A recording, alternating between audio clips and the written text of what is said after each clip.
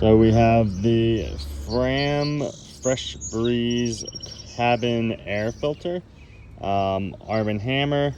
We're gonna take this out and swap it in my wife's Hyundai Veloster.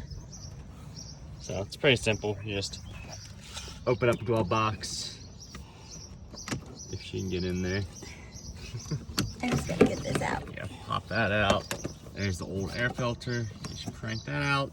It's pretty stinking dirty. Pretty nasty. Ew.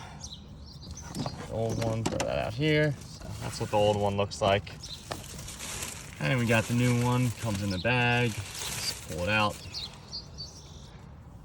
And you slide it right on in. It should have, yep.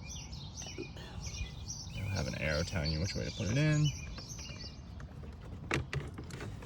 You slide it right in. Pop the protective cover over it again. Oops, sorry.